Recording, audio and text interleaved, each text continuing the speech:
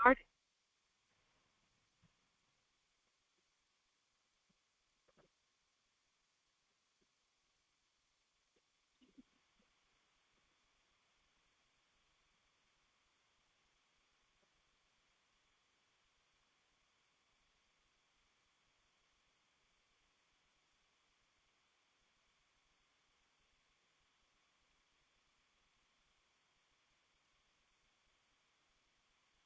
नमो लोये सौहरिहन्ताणं नमो लोये सौहृदानं नमो लोये सौभागिर्यानं नमो लोये सौज्यायानं नमो लोये सौत्रिकावती सावनं ओंकारमिन्दु संयुक्त नित्यं ध्यायन्ति योगिनः कामदमोक्षदं चैव ओंकाराय नमो नमः मङ्गलं भगवान् मङ्गलं भूतमोहि मङ्गलं कुन्कुण्डारि भुजेन्द्रमोसुमङ्गलं नमः समरिसाराय स्वानुभूत्या चकास्ते स्वभावाय भवाय सर्वाः विभाव निदाता।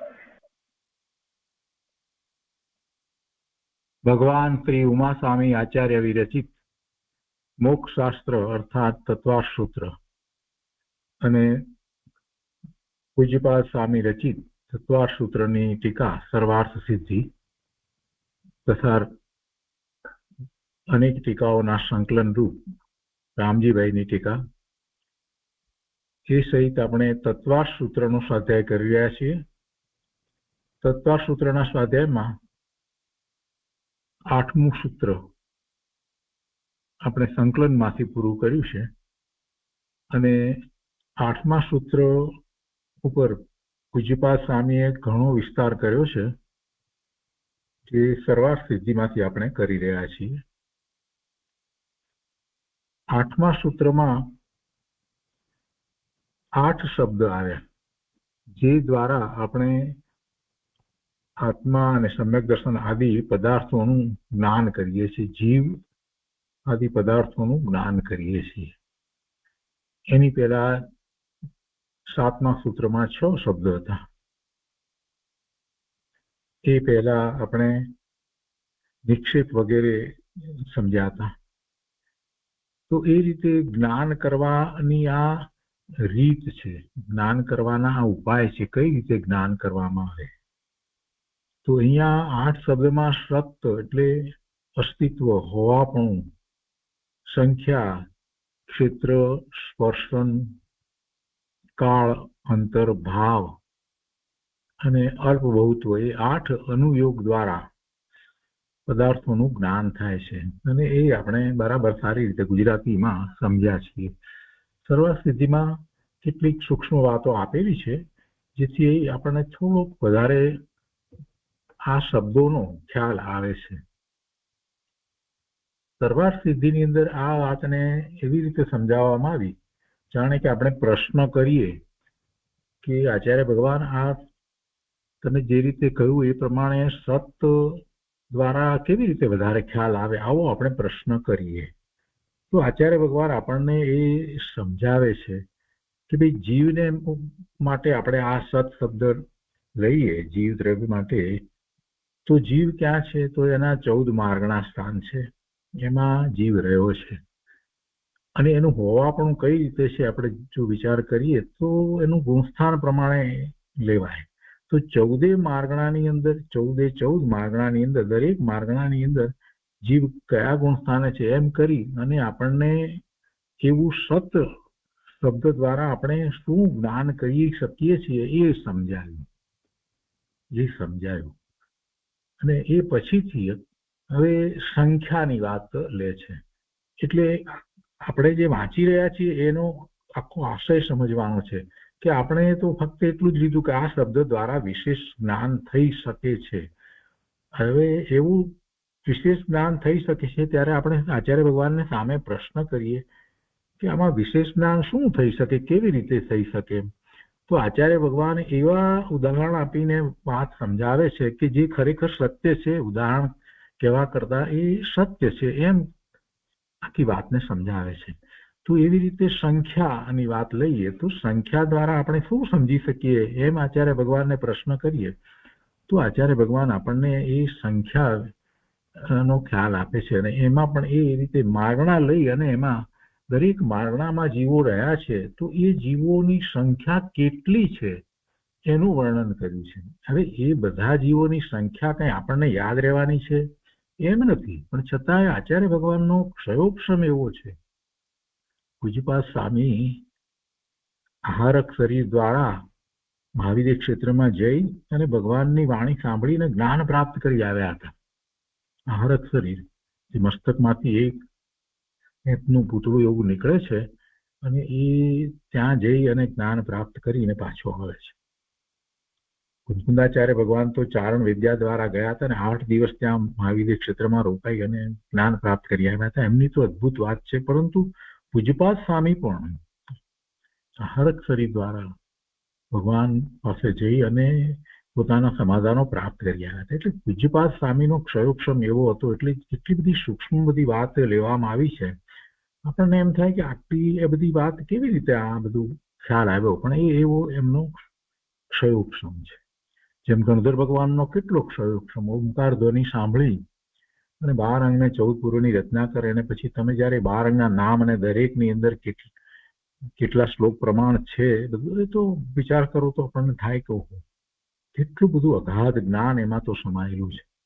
તો અહીંયા આપણે વાત ચાલે છે, સંખ્યાની વાત ચાલે છે. સત સમજ્યા છીએ, પછી સંખ્યા. તો અહીંયા 45મું છે. એની પહેલા 44માં આપણે આહારની વાત હતી, એ સતની અંદર વાત હતી. સત એટલે હોવાપણું, એમાં આહાર માર્ગના પ્રમાણે વાત કરી હતી. એ સેજ ફરીથી વાંચનમાં લઈ અને પછી આગળ લઈએ છીએ. તો આહાર માર્ગના કે अनुवाद से आहार मार्गणानी अपेक्षाથી आहारकों में मिथ्या दृष्टि गुण स्थान से लेकर संयोग केवली तक योग सहित केवली એટલે 13મા ગુણસ્થાન સુધી મિથ્યા दृष्टि પહેલું ગુણસ્થાન. તો 1 થી 13 ગુણસ્થાन સુધીમાં 13 गुणस्थान होते हैं. ત્યાં आहार मार्गना के अनुवाद से आहारकों में मिथ्या दृष्टि गुणस्थान से लेकर संयोग केवली तक 13 गुणस्थान होते हैं. ત્યારે આપણને પ્રશ્ન એક થયો હતો કે આ 13મા ગુણસ્થાને ભગવાનને 13મા ગુણસ્થાને હરિયંત પરમાત્માને, કેવળી ભગવાનને, તીર્થંકર પરમાત્માને કવલ આહાર નથી હોતો, પણ પરમાણુ એવા એમને પણ શરીરમાં એવા આવે છે, જૂના પરમાણુ નીકળી જાય છે. એટલે એ રીતે એ આહારની વાત લેવામાં આવી છે. તો એ અપેક્ષાથી વાત છે, વિશેષ વાત એમાં નથી કોઈ. વિગ્રહ ગતિ એટલે જે જીવ શરીર છોડી અને પછી બીજી ગતિમાં જવાનો છે, સંસાર પર્યાયમાં છે, તો ત્યાં પહોંચે ત્યાં સુધીની વાત લીધી હતી. વિગ્રહ ગતિ કો પ્રાપ્ત, ત્યારે પહેલા શરૂઆતના સમય જે છે 2-3 સમય સુધી અનાહારક હોય છે, પછી આહારક થાય છે, એટલે આહાર ગ્રહણ કરે છે. અને તો એમાં એમ કે છે કે विग्रह गति को प्राप्त अनाहारकों में मिथ्या दृष्टि, शासादन दृष्टि और असंयत सम्यक दृष्टि, ये 3 गुणस्थान होते हैं. એમાં 3 ગુણસ્થાન લીધા છે. જ્યારે જે આહાર નથી થયો, અનાહારક છે, તો એમાં મિથ્યા દૃષ્ટિ, શાસાદન અને असंयत सम्यक दृष्टि, ये 3 गुणस्थान होते हैं. ચોથું ત્યાં સુધી લીધું છે. પહેલું, બીજું અને ચોથું, ये 3 गुणस्थान होते हैं. तथा समुद्घात संयोग केवली और अयोग केवली जीव भी अनाहारक होते हैं. સમુદ્ઘાત કરે ત્યારે કેવલી, જેને 6 મહિના કરતા ઓછો સમય આયુષ્યનો બાકી રહ્યો હોય એવા કેવળી પરમાત્મા એ સમુદ્ઘાત કરે છે અને અઘાતી કર્મની બધી પ્રકૃતિઓ જે છે એને આયુષ્યની સમાન કરી લે છે. એટલે એની સ્થિતિ આયુષ્યની જેટલી સ્થિતિ છે એ સમાન બાકીના 3 અઘાતી કર્મોની પ્રકૃતિની પણ એ સમાન કરી લે છે. એ સમુદ્ઘાત દ્વારા કરે છે. તો એવા સમુદ્ઘાત ગત સંયોગ કેવલી और अयोग केवली એટલે 14મું ગુણસ્થાન, એ પણ અનાહારક હોય છે. અને સિદ્ધ પરમેષ્ઠી गुण स्थानातीत, सिद्ध परमेष्ठी तो कोई गुण स्थान होતું નથી. इस प्रकार सत्य प्ररूपणा का कथन समाप्त हुआ. એટલે ઓવાપણાની મૂળ તો વાત કરી કે ક્યાં અસ્તિત્વ નિર્દેશની અંદર જે અસ્તિત્વ બતાવનાર છે તે શબ્દ સત છે. સત દ્વારા આપણે તેનો નિર્દેશ કરીએ છીએ અસ્તિત્વનો, અને એ અસ્તિત્વ આ 14 માર્ગણાની અંદર કઈ રીતે છે એના ગુણસ્થાન દ્વારા સમજાયું. હવે બીજો શબ્દ હતો સંખ્યા. સત પછી બીજો શબ્દ છે સંખ્યા. આજે સંખ્યાની વાત લઈએ છીએ. સંખ્યાની વાત ઘણી વિસ્તારપૂર્વક સમજાવી છે, અને એમાં બધું ખરેખર જોવા જઈએ તો આપણે યાદ જ રાખવાનું છે, પણ એટલું બધું યાદ રાખવાની જરૂર નથી. આપણને જેટલું પ્રયોજનભૂત છે એટલું તો જરૂરથી યાદ રહેવું જોઈએ. બધું યાદ રહેવું એટલું બધું સક્ષમ ન હોય તો કઈ વાંધો નથી, પરંતુ એમાંથી કેટલીક વાત આપણને ઉપયોગી થાય એવી હોય છે કે જેને લીધે આપણને ખ્યાલ આવે કે જીવોની સંખ્યા કેટલી છે એનો ખ્યાલ આવે છે. કેમ કે મિથ્યા દ્રષ્ટિ જીવોને ઘણીવાર એવા પ્રશ્નો થતા હોય, ઘણીવાર એવો પ્રશ્ન થાય કે સમ્યક દર્શન પ્રગટ કરીએ, અને ખાસ કરીને મિથ્યા દ્રષ્ટિ એવા મિથ્યા દ્રષ્ટિની વાત છે કે જે જૈન દર્શનની વાતને મશ્કરીમાં ઉડાડી દેતા હોય, સમજવા માંગતા નથી હોતા. એવા લોકો કેટલીક વાર એવા પ્રશ્ન કરતા હોય છે કે ભાઈ જો બધા જીવો પછી સમ્યક દર્શન પ્રગટ કરશે અને સિદ્ધ થઈ જશે તો પછી અહીંયા કોણ રહેશે એમ. એટલે આવી મશ્કરી કરતા હોય છે. એમને ખ્યાલ નથી કે જીવોની કેટલી સંખ્યા છે એનો કોઈ ખ્યાલ જ નથી. એટલે એવા લોકો, કેટલાક લોકો આવી રીતની વાત કરતા હોય, અને કેટલાક લોકો એમ થોડુંક કંઈક ગણિત આવડતું હોય એટલે પણ કે છેવટે ગમે ત્યારે પણ એ વખતે એમ કે એક સમય તો એવો આવશે ને કે બધા જીવો સિદ્ધ થઈ ગયા હશે, આવો પ્રશ્ન કરતા હોય. વળી કેટલાક લોકો એમ કહેતા હોય કે ભાઈ બધા જીવો અહીંયા આટલા છે તો પછી સિદ્ધ શિલા ઉપર એટલા બધા જીવો કેવી રીતે સમાઈ જતા હશે. આવા અનેક રીતે જેને જ્ઞાન નથી, જૈન દર્શનની મૂળભૂત વાતોનું જ્ઞાન નથી, એ લોકો આવા પ્રશ્નો કરતા હોય છે.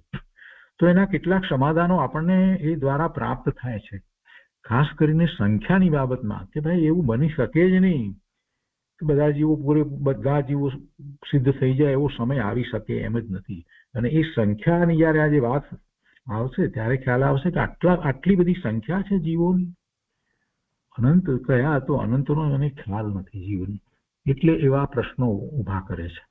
તો સંખ્યા લઈએ તો કે સંખ્યા, આચાર્ય ભગવાનને આપણે પ્રશ્ન કરીએ કે સંખ્યા દ્વારા અમે શું જ્ઞાન કરીએ, કેવી રીતે જ્ઞાન કરીએ. તો આચાર્ય ભગવાન આપણને સમજાવે છે कि अब संख्या प्ररूपणा का कथन करते हैं। सामान्य और विशेष की अपेक्षा वह दो प्रकार की है। संख्या सामान्य અને વિશેષ એમ બે પ્રકારે છે। આપણે સંખ્યાનું ગુજરાતીમાં જે શીખ્યા છે એને ફરીથી યાદ કરી લઈએ એટલે જરા ખ્યાલ આવે કે શેની વાત છે। સંખ્યા વસ્તુના પરિમાણોની ગણતરીને સંખ્યા કહેવામાં આવે છે। ગણતરીને સંખ્યા કહેવામાં આવે, એથી વધારે બીજી કોઈ વાત એમાં નથી। એટલે સંખ્યા જે કહેવામાં આવે ગણતરીને, અને આપણને એટલું તો સમજાય છે કે ગણતરી છે, અને એ ગણતરી આપણે આપણી રીતે કરીએ છીએ, અને એ ગણિત આપણે તો બહુ અલ્પ જાણીએ છીએ, પણ એ ગણિત જૈન દર્શનની અંદર ખૂબ વિસ્તારપૂર્વક સમજાવવામાં આવ્યું છે। એવું ગણિત અત્યારે તો વર્તમાનમાં તો કોઈને ખ્યાલ જ નથી, એટલું બધું ગણિત એમાં છે। કર્ણાનુયોગની અંદર ગણિતની ઘણી વાત આવે છે, અહીંયા થોડીક વાતો છે। તો કહે છે કે સંખ્યા સામાન્ય અને વિશેષ એ અપેક્ષા એ બે પ્રકારની છે। सामान्य की अपेक्षा मिथ्या दृष्टि जीव अनंता अनंत है। सामान्य ની અપેક્ષાએ જોઈએ તો મિથ્યા દ્રષ્ટિ જીવ કેટલા, તો અનંતા અનંત, અનંત નહીં અનંતા અનંત છે। સામાન્યની અપેક્ષાએ મિથ્યા દ્રષ્ટિ જીવ અનંતા અનંત છે। હવે એમાં કહે છે કે શાસાદન સમ્યક દ્રષ્ટિ, શાસાદન સમ્યક દ્રષ્ટિ એટલે બીજું ગુણસ્થાન, સમ્યક મિથ્યા દ્રષ્ટિ એટલે ત્રીજું ગુણસ્થાન, અને અસંયત સમ્યક દ્રષ્ટિ એટલે ચોથું ગુણસ્થાન। એટલે બીજું, ત્રીજું અને ચોથું ગુણસ્થાન। પહેલા સામાન્ય કહી દીધું ને, મિથ્યા દ્રષ્ટિ એટલે પહેલું ગુણસ્થાન થયું, તો સામાન્યની અપેક્ષાએ મિથ્યા દ્રષ્ટિ પહેલા ગુણસ્થાનમાં જીવ અનંતા અનંત છે, અને બીજું, ત્રીજું અને ચોથા માટે કહે છે, અને પછી આગળ કહે છે કે સંયતા સંયત એટલે પાંચમું ગુણસ્થાન। તો बीजू, त्रीजू, चौथू और पांचवा गुणस्थान, इनमें से प्रत्येक गुणस्थान वाले जीव पल्योपम के असंख्यात वे भाग प्रमाण है। पल्योपमना असंख्यातમાં ભાગ પ્રમાણ છે। બીજા ત્રીજા ચોથા પાંચમા ગુણસ્થાન માટે આ સામાન્યની અપેક્ષાએ વાત કરી, વિશેષની અપેક્ષાએ નથી વાત કરી, સામાન્યની અપેક્ષાએ પલ્યોપમનો અસંખ્યાતમો ભાગ, પલ્યોપમ ને ભાગીએ એના ભાગ કરીએ તો કેટલા ભાગ, બીજો ભાગ, ચોથો ભાગ, 100મો ભાગ, લાખમો ભાગ, કરોડમો ભાગ, ના તો કે અસંખ્યાતમો ભાગ, અસંખ્યાતમો ભાગ। અને આ રીતે આપણા ગ્રંથોની અંદર એ વર્ણન કરવામાં આવ્યું છે, અસંખ્યાતમો ભાગ, ભાગવાનું પણ કેવી રીતે। અને પલ્યોપમનું માપની એક પદ્ધતિ બતાવી છે કે પલ્યોપમ કેવી રીતે ગણી શકાય, એની શાસ્ત્રમાં પદ્ધતિ બતાવી છે। કેટલો અમુક માપનો ખાડો ખોદીને પછી એની અંદર પેલા ઘેટાના, જન્મેલા ઘેટાના નાજુક વાળ હોય એને ભરી દેવામાં આવે, પછી એમાંથી દર 100 વર્ષે એક વાળ કાઢવામાં આવે, તો જેટલો કાળ જાય એ પલ્યોપમ કાળ, એવી રીતે આખી વર્ણન કરવામાં આવ્યું છે। તો એનો અસંખ્યાતમો ભાગ એ આ સામાન્યની અપેક્ષાએ વાત કરી છે। અને એના પછી આગળ કે છે, આ પાંચમા ગુણસ્થાનની વાત કરી, પછી છઠ્ઠાની વાત કરે છે, પ્રમત संयतों की संख्या कोटि पृथक्त्व है। पृथक्त्व શું છે? કોટી તો સમજાય છે કરોડ, પણ પૃથક્ત્વ એટલે શું? તો એને માટે એક સ્પષ્ટતા કરી છે કે પૃથક્ત્વ आगमिक संज्ञा, पृथक्त्व आगमिक संज्ञा है। इससे 3 से ऊपर और 9 के नीचे मध्य की किसी संख्या का बोध होता है। એટલે 3 થી વધારે અને 9 થી ઓછા એવી સંખ્યાનો ખ્યાલ આપણને આવે છે જ્યારે પૃથક્ત્વ કહીએ ત્યારે। એટલે પૃથક્ત્વનો અર્થ એવો થાય છે આગમ પ્રમાણે। તો કોટી પૃથક્ત્વ એટલે 3 થી વધારે અને 9 થી ઓછા કરોડ, એટલે કોટી પૃથક્ત્વ है। એને માટે એવી રીતે સમજાયું। पृथक्त्व आगमिक संख्या है और इससे 3 से ऊपर और 9 के नीचे मध्य की किसी संख्या का बोध होता है। तो ये प्रमत કેટલા છે? પ્રમત એટલે છઠ્ઠા ગુણસ્થાનની અંદર આટલા પ્રમત કહેવામાં આવ્યા। 3 થી વધુ અને 9 થી ઓછા કરોડ ટોટી प्रमत संयतों की संख्या छठा गुणस्थान में कोटि पृथक्त्व है। बराबर है। હવે એના પછી આગળ કહે છે કે અપ્રમત એટલે 7મું ગુણસ્થાન, અપ્રમત સંયત જીવ સંખ્યાત છે। એ અસંખ્યાત એવી રીતે નથી લીધું અને બીજી રીતે નથી બતાવ્યું કે અપ્રમત સંયત જીવ સંખ્યાત છે। 7મા ગુણસ્થાનમાં જીવ અહીંયા સંખ્યાત કહ્યું। આમ જ્યારે કહ્યું છે ત્યારે આપણને ખ્યાલ આવે કે પ્રશ્ન પણ થાય કે 7મા ગુણસ્થાનમાં અને છઠ્ઠા ગુણસ્થાનમાં તો સરખા જીવ હોવા જોઈએ ને। અહીંયા આપણે સમજવાનો અપેક્ષાએ વિચાર કરીએ તો ત્યાં એમ કહ્યું કે છઠ્ઠાની અંદર વાત જ્યારે કરી ત્યારે એમ કહ્યું કે પ્રમત સંયતों की संख्या कोटि पृथक्त्व है।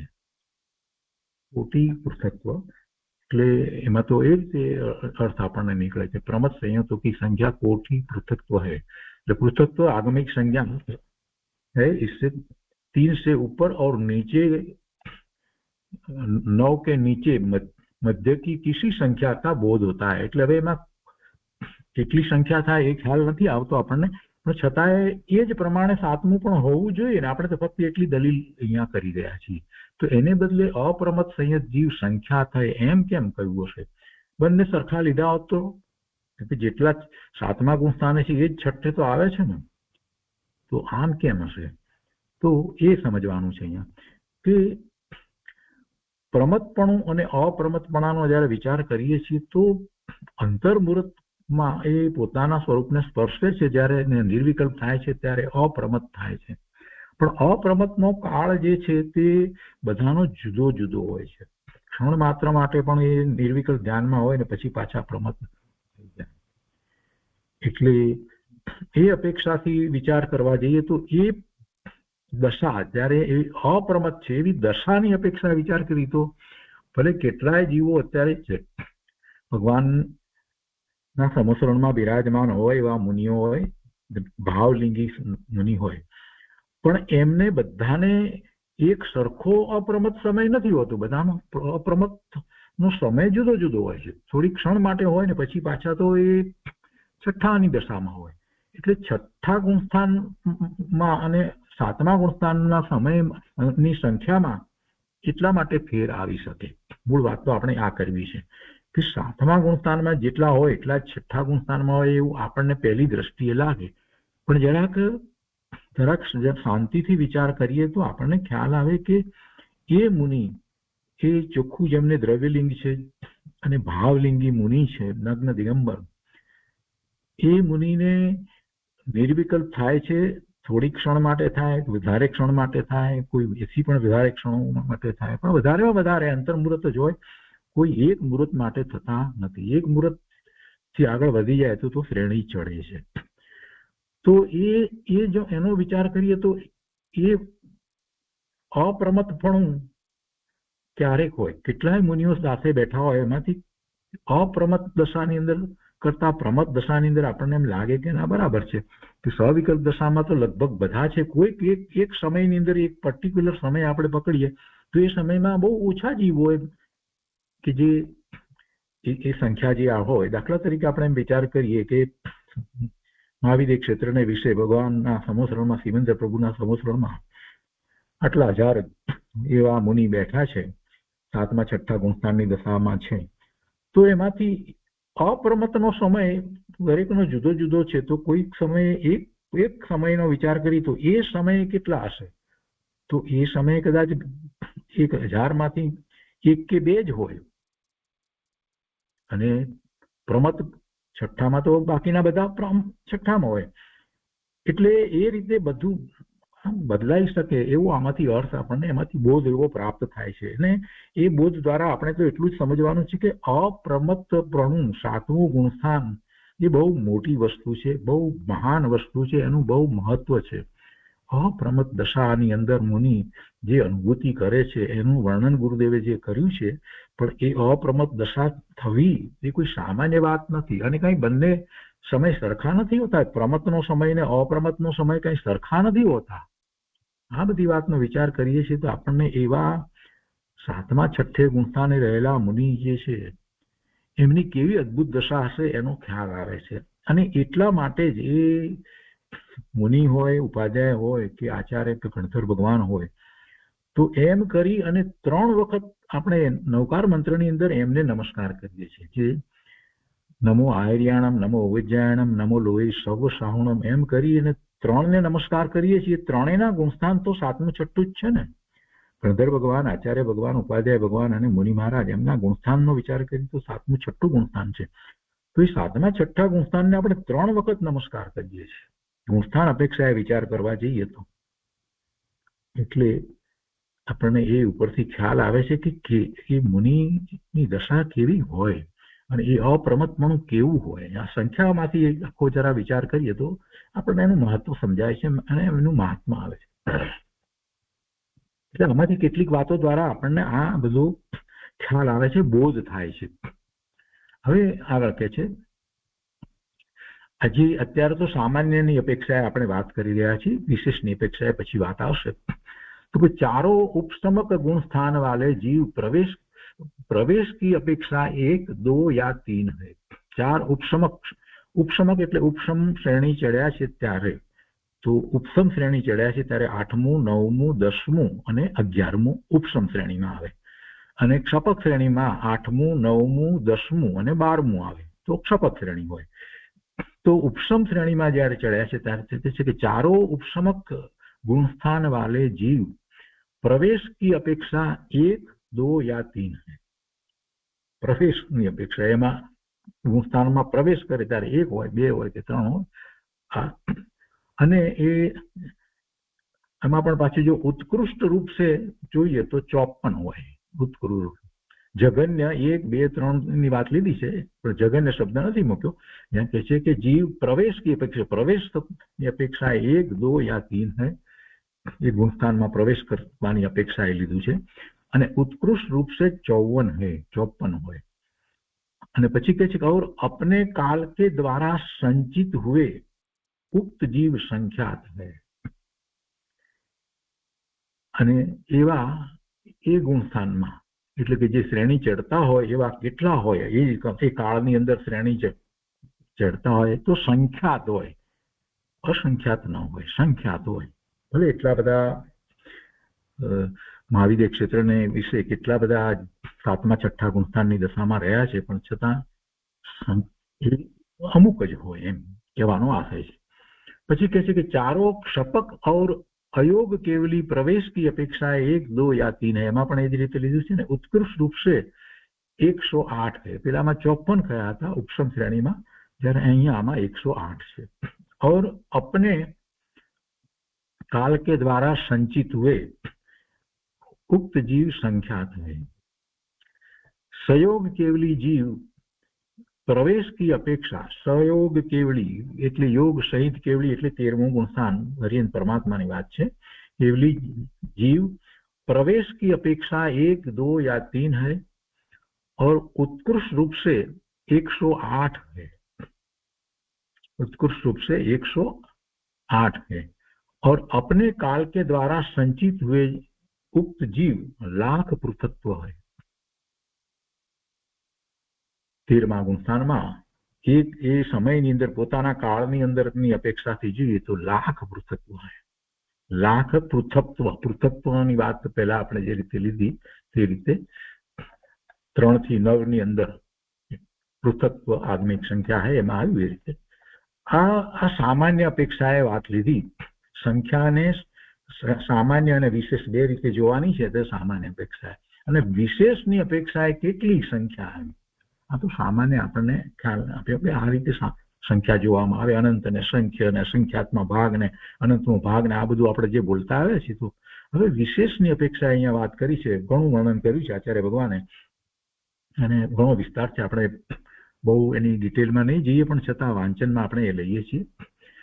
કેમ કે દરેક માર્ગણામાં કઈ રીતે છે, કેટલા જીવો છે એની સંખ્યા બતાવી છે. દરેક માર્ગણાની અંદર કેટલા જીવો છે એની અહીંયા સંખ્યા બતાવવામાં આવી છે. તો ગતિ માર્ગણાથી શરૂ કરી અને છેલ્લે સુધી 14 માર્ગણાની અંદર એની સંખ્યાનું વર્ણન કરવામાં આવ્યું છે. અહીંયા કહે છે કે વિશેષ की अपेक्षा 46મો બોલ છે અહીંયા 46મો પેરેગ્રાફ એમાં કહે છે કે વિશેષ की अपेक्षा गति मार्गणा पहली मार्गणा लीधी है. गति मार्गणा 4 गति तो गति मार्गणा के अनुवाद से पहला नरक गति ની વાત કરે છે, પછી તિર્યંજ ગતિની, પછી મનુષ્ય ગતિની, પછી દેવ ગતિની. એ રીતે આચાર્ય ભગવાન વાત કરે છે.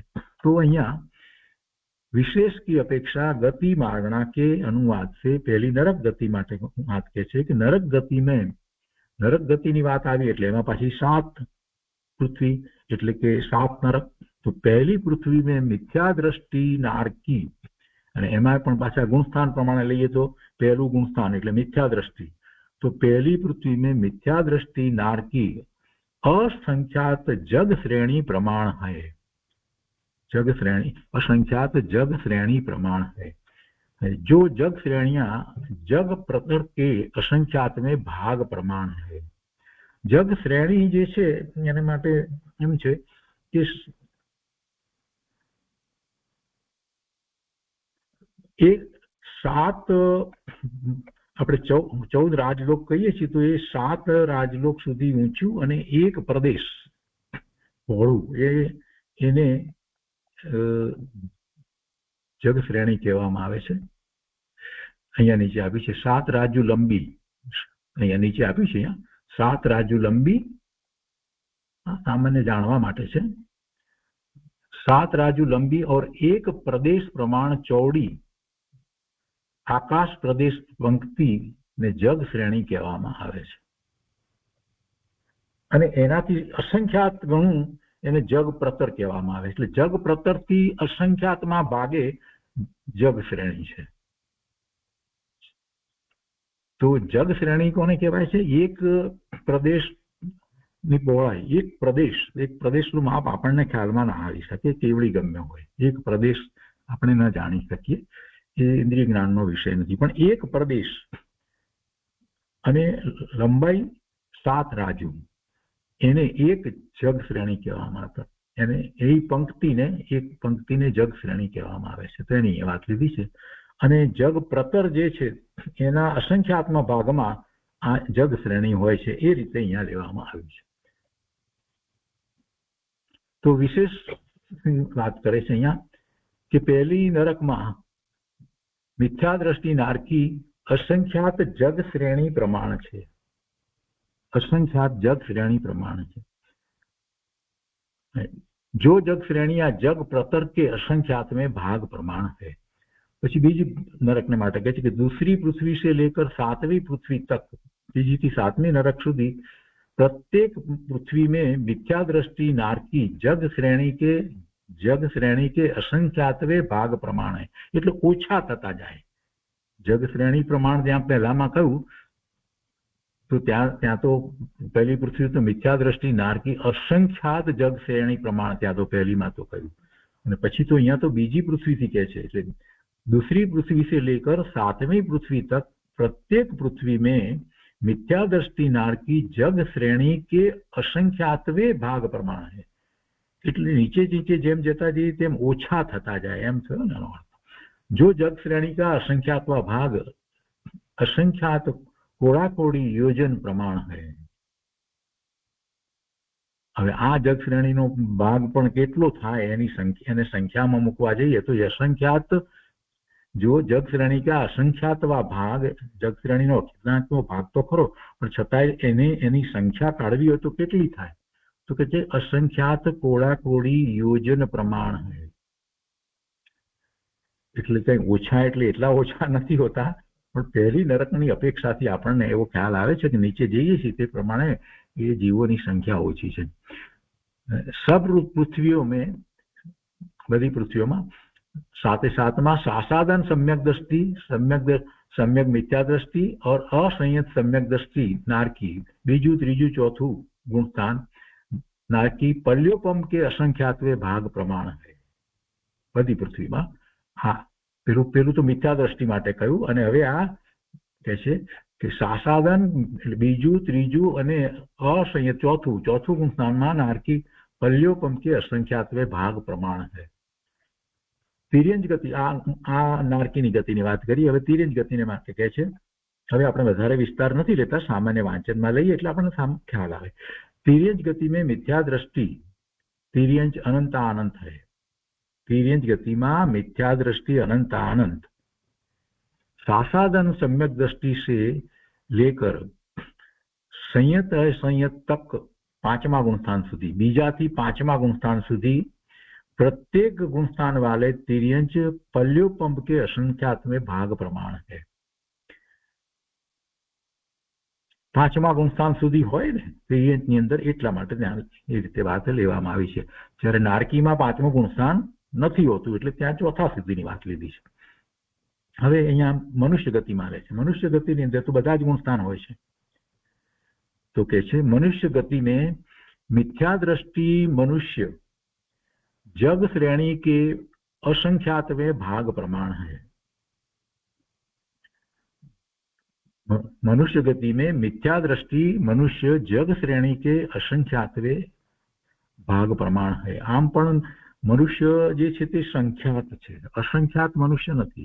21 આંકડા વધુમાં વધુ મનુષ્ય ગતિમાં કેટલા હોય જીવો? તો 21 આંકડા પ્રમાણ હોય છે એવું ત્યાં શાસ્ત્રમાં આવે છે. એ રીતે मनुष्य गति में मिथ्या दृष्टि मनुष्य जग श्रेणी के असंख्यातवे भाग प्रमाण है. जो जग श्रेणी का असंख्यातवा भाग असंख्यात कोड़ाकोड़ी योजन प्रमाण है.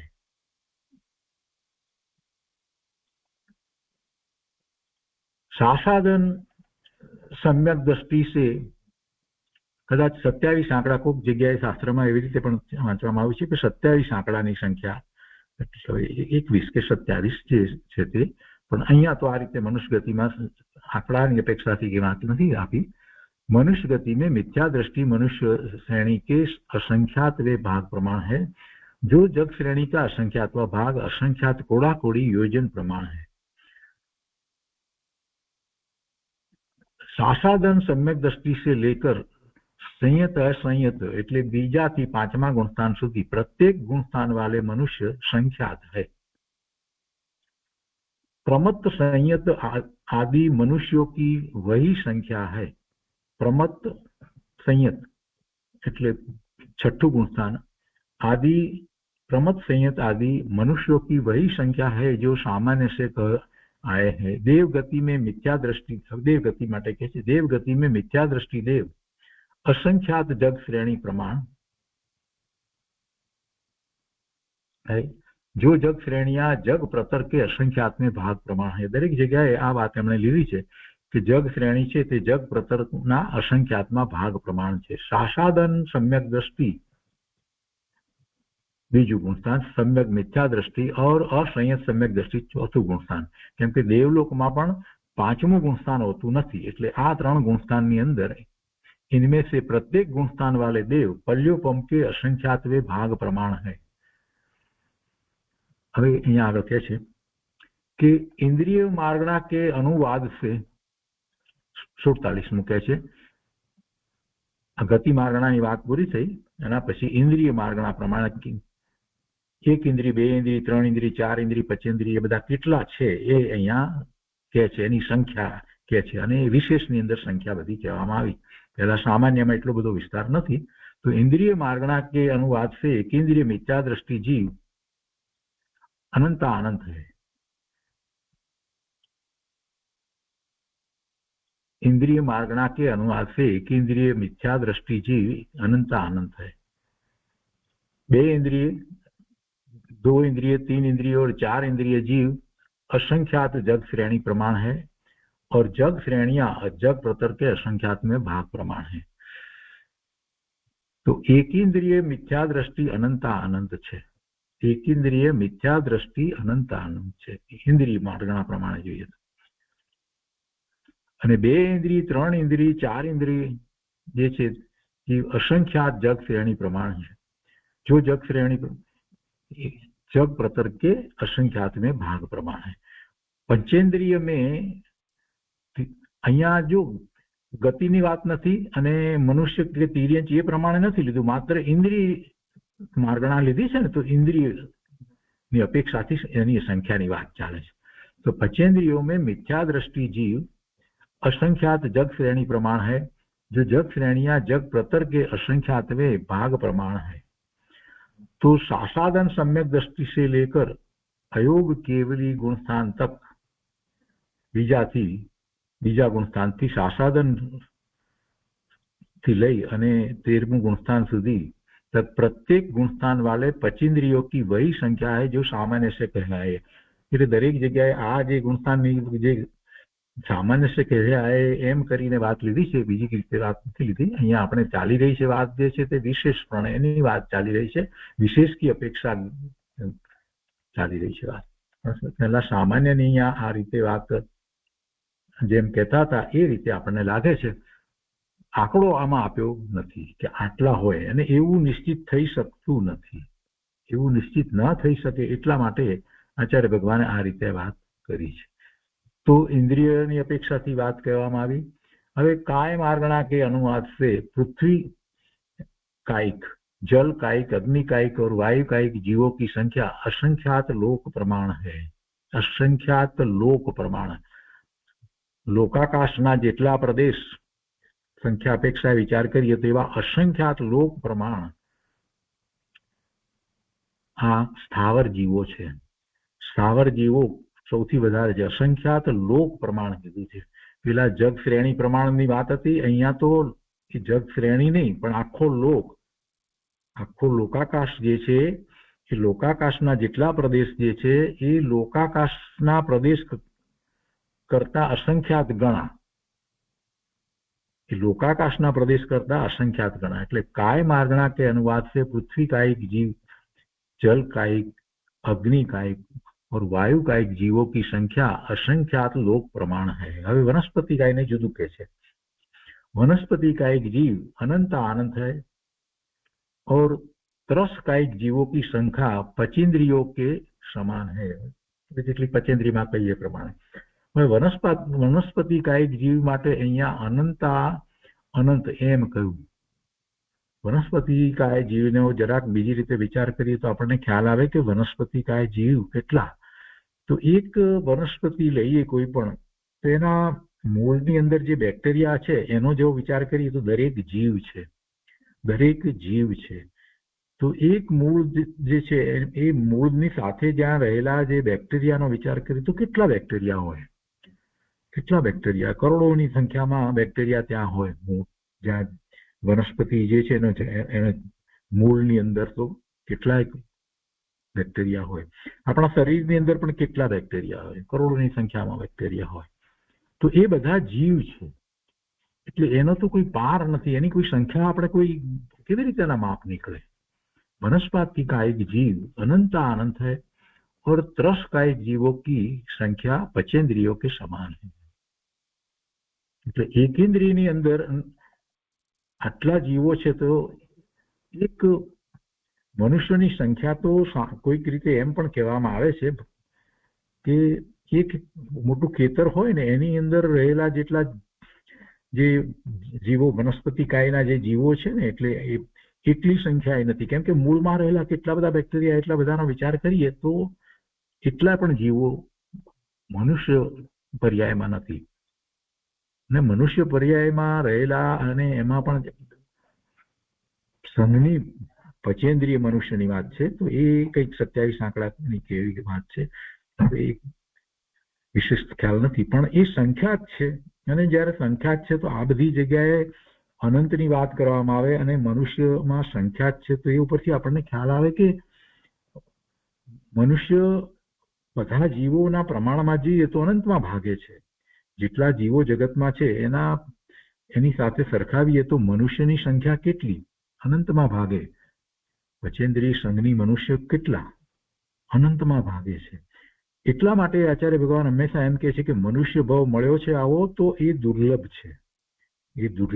કેમ કે બીજા જીવોની સાથે એના પ્રમાણમાં જોવા જઈએ તો કેટલું પ્રમાણ ઓછું છે. હવે એના પછી योग मारणा ની વાત લીધી છે. योग मारणा के अनुवाद से मनोयोगी और वचन योगी मिथ्या दृष्टि जीव असंख्यात जग श्रेणी प्रमाण है. जो जग श्रेणियां जग प्रतर के असंख्यात में भाग प्रमाण. આ દરેક જગ્યાએ હમણાં લીધું છે. જગ શ્રેણી એ જગ પ્રતરના અસંખ્યાતમાં ભાગમાં હોય છે એ વાત દરેકમાં આમાં એ રીતે લીધી છે. પણ અહીંયા એક વાત આ લીધી છે યોગ માર્ગણા કે અનુવાદ છે. યોગ માર્ગણા પ્રમાણે જોઈએ તો મનોયોગી અને વચન યોગી મિથ્યા દ્રષ્ટિ જીવ असंख्यात जग श्रेणी प्रमाण છે. અને काय योगी योगની વાત છે તો काय योगी में મિથ્યા દ્રષ્ટિ જીવ અનંત આનંદ है. એટલે જેને ફક્ત કાયા છે મન ને વાણી નથી તેવા, ને પેલા મન વાણી વાળા લીધા છે. તો तीनों योग वालों में આ મિથ્યા દ્રષ્ટિની વાત લીધી. મિથ્યા દ્રષ્ટિમાં જેમને ફક્ત કાયા છે મન ને વાણીનો યોગ નથી, કાયાનો યોગ છે જીવોને, જેને કાયાનો યોગ છે તો કાય યોગીમાં મિથ્યા દ્રષ્ટિ જીવ અનંત આનંદ છે. અને એ સિવાય બીજા યોગ લઈએ વચન યોગ, જે કાય યોગ, વચન યોગ અને મન યોગ વાળાની વાત લે છે તો કે योग मार्गणा के अनुवाद से मन योगी और वचन योगी मिथ्या दृष्टि जीव असंख्यात जग श्रेणी प्रमाण है. એટલે એમાં મન અને વાણીની વાત લીધી તો એને કાયા આવી ગઈ, એનો અર્થ એ થયો. એટલે એમાં પછી બે ભાગ પણ પાડ્યા નથી કે જેને કાયા છે અને વાણી છે એવા, અને બીજા કાયા છે વાણી છે અને મન છે એવા. તો એ બધું અહીંયા એક સાથે એમણે લઈ લીધું છે. એ મિથ્યા દ્રષ્ટિ માટેની અપેક્ષાથી વાત લીધી. અને પછી અહીંયા આગળ લે છે काय योगियों में मिथ्या दृष्टि जीव अनंत आनंद है. ये बात लीधी एकलू काया हुआ नहीं. અને એના પછી હવે કહે છે કે तीनों योग वालों में सासाधन सम्यक दृष्टि से लेकर મન વચન અને કાયા એ ત્રણેય યોગ હોય તો જ એને સમ્યક દર્શન થાય ને. મનોયોગ વગર તો સમ્યક દર્શન થાય નહીં. એટલે ત્રણ યોગ વાળા જ હોય એવા જીવો, ત્રણ યોગ વાળા જીવો, એમાં બીજું ગુણસ્થાન લીધું છે. એટલે બીજું ગુણસ્થાન સાસાધન લીધું એટલે ચોથું આવ્યા પછીથી જ શાસાદન આવે ने, तो तीनों योग वाले शासादन मिथ्या दृष्टि से लेकर संयता संयत એટલે પાંચમા ગુણ સ્થાનથી બીજું ત્રીજું ચોથું અને પાંચમા સુધી प्रत्येक गुण स्थान वाले जीव पल्योपम के असंख्यात्वे भाग प्रमाण है।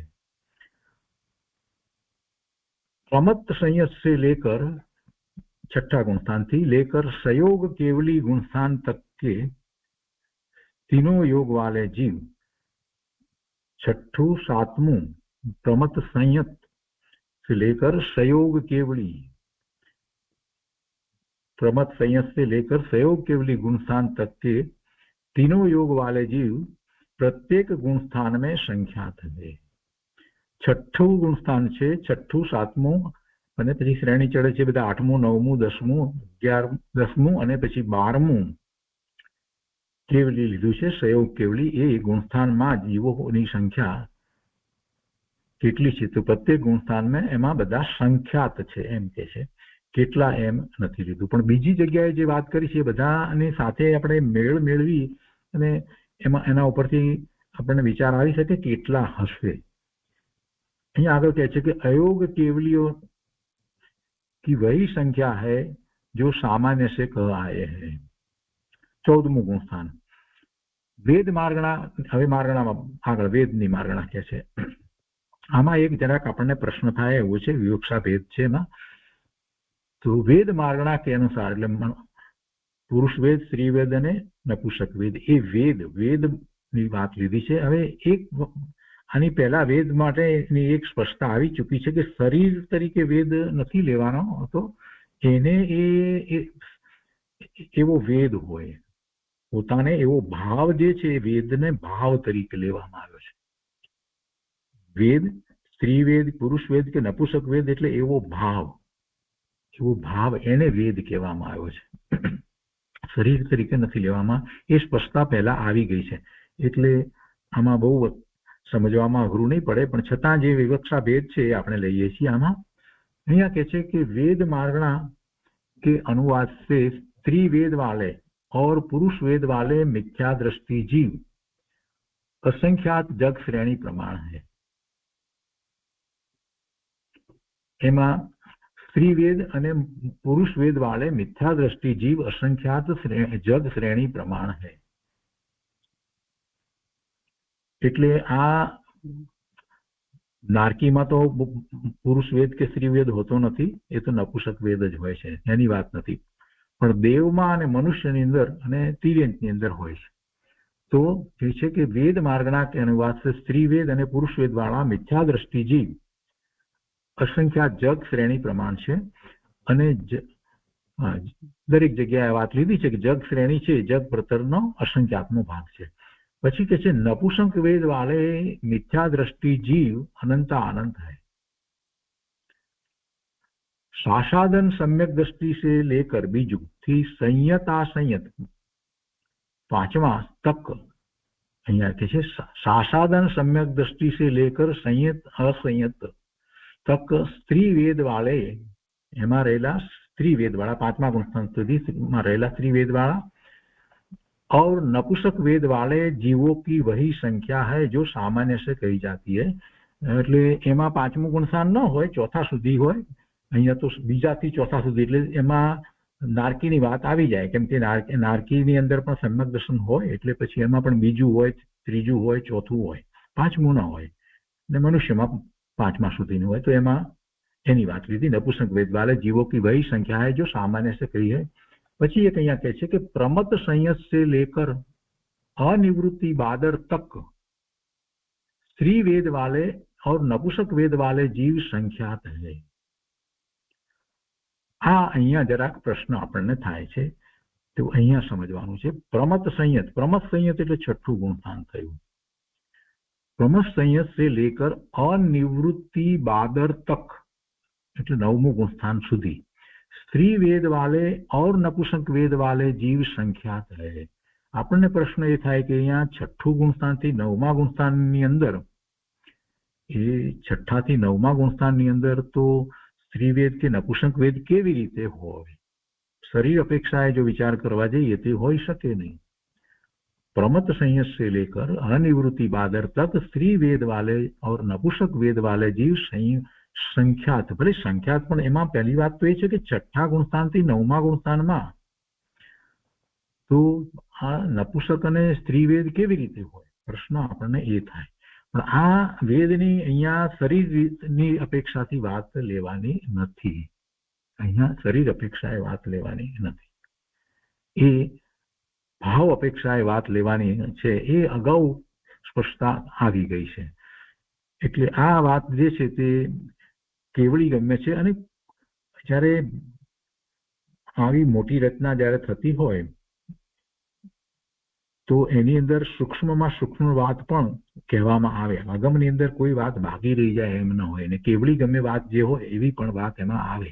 એટલે આ વાત કોઈ અપેક્ષા આપણને માટે એમ પણ છે કે કેવળી ગમે છે. અને બીજી વાત જે સમાધાન પહેલા આપ્યું છે, વેદ એવો ભાવ,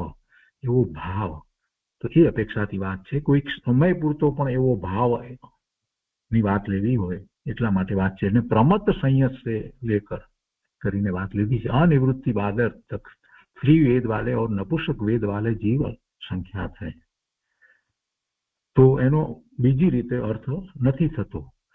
એટલે કે એમ ન સમજી લેવું કે આ રીતે નપુંસકને કે સ્ત્રીને જે એ નવમું ગુણસ્થાન હોય એવો અર્થ નથી થતો.